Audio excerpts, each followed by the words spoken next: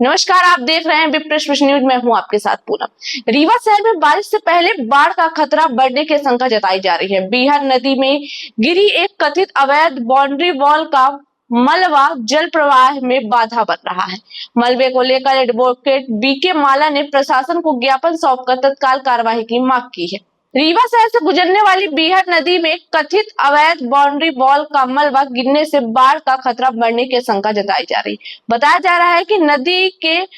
अंदरूनी हिस्से में बनाई गई बाउंड्री वॉल के गिरने से भारी मात्रा में मलबा नदी में जमा हो गया, जिससे जल प्रवाह प्रभावित हो रहा है। मामले को लेकर एडवोकेट बीके माला ने आयुक्त रीवा संभाग, कलेक्टर रीवा और एसडीएम रीवा को आवेदन सौंपकर तत्काल कार्रवाई की मांग की है। उन्होंने कहा है कि यदि समय रहते नदी से मलबा नहीं हटाया गया तो बारिश के दौरान रीवा शहर में बाढ़ जैसी स्थिति बन सकती है और आम जनजीवन प्रभावित हो सकता है। एडवोकेट बीके माला ने यह भी मांग की है कि मलबा हटाने में होने वाला खर्च संबंधित बाउंड्री वॉल का निर्माण कराने वाली एजेंसी से वसूला जाए, ताकि भविष्य में इस तरह के निर्माण पर रोक लगाई जा सके। वहीं स्थानीय लोगों का भी कहना है कि यदि जल्द कार्रवाई नहीं हुई तो बारिश के मौसम में हालत और गंभीर हो सकते हैं। देखिए, रीवा जिले की जीवनदायिनी प्राणदायिनी बीहर विषय नदी में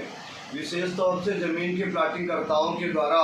अवैध रूप से नियमित तरीके से जो 50 मीटर की नदी के दोनों बीटा के बाद 50 मीटर की दूरी तय करती है, उस रेगुलेशन के विपरीत जाकर उन्होंने सतही तट में बाउंड्री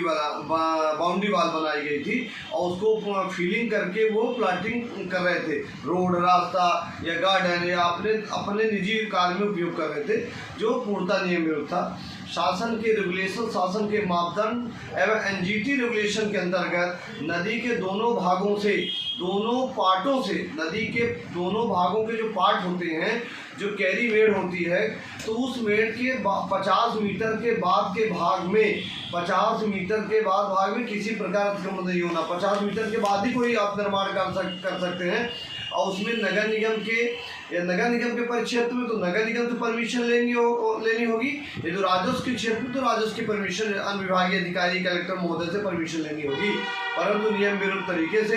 बीहर नदी में कई लोगों के द्वारा प्लाटिंग करके अवैधानिक तरीके से कार्य किया गया था, जिसमें नदी के दोनों भागों में इसी प्रकार प्रक्रिया अपनाई गई है, जिसमें एक बड़ी बाउंड्री श्री उपेंद्र सिंह जी शांति इंफ्रास्ट्रक्चर के द्वारा एक बड़ी प्लाटिंग की गई है, जिसमें उन बीहर नदी के 50 मीटर की परिधि के अंतर्गत ही उन्होंने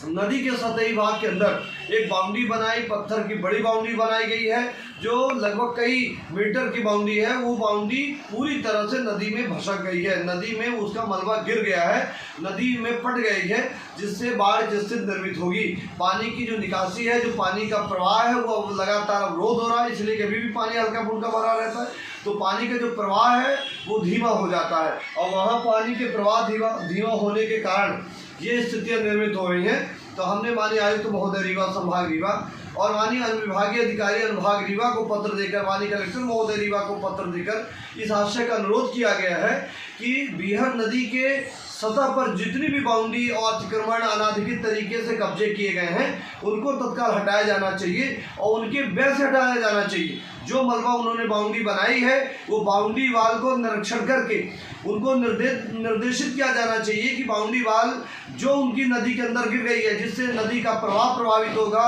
और जनजीवन प्रभावित होगा, आम जन प्रभावित होंगे और बाढ़ की स्थिति होगी तो समूचा रीवा शहर प्रभावित होगा। तो इस समय रहते इस पर ठोस कदम, कड़ी कार्रवाई की जाएगी तो निश्चित तौर से बाढ़ की स्थिति रीवा में निर्मित नहीं होगी। ये सजगता और समय रहते हुए कदम उठाने की प्रक्रिया है और हम जिला प्रशासन से, नगर निगम प्रशासन से इस आशय का अनुरोध कर रहे हैं कि जो नदी के भाग में मलबा है, जो नदी के बाउंड्री गिर गई है, यानी मलबा गिर गया है, पट गई है, उसको तत्काल संबंधित व्यक्तियों को सूचित करके उनके स्वयं के वे में, यानी श्री उपेंद्र सिंह को निर्देशित किया जाना चाहिए, शाही जी को निर्देशित किया जाना चाहिए, प्रहलाद सिंह को निर्देशित किया जाना चाहिए। तत्काल बाउंड्री जिन्होंने बनाई है, जिन्होंने नदी के तट को पाटा है, जिन्होंने बाउंड्री बना के पक्की बाउंड्री का निर्माण किया है, उन पर उनके व्यय से बाउंड्री हटाई जानी चाहिए और उन पर भू राजस्व संहिता के एनसीपी रेगुलेशन के अंतर्गत कार्रवाई होनी चाहिए। इसलिए कि यदि रीवा शहर को अच्छा बेहतर बनाना है स्वच्छ बनाना है और रीवा को बाढ़ से बचाना है, तो तत्काल इस विषय पर गंभीरता से कार्रवाई करने की आवश्यकता है।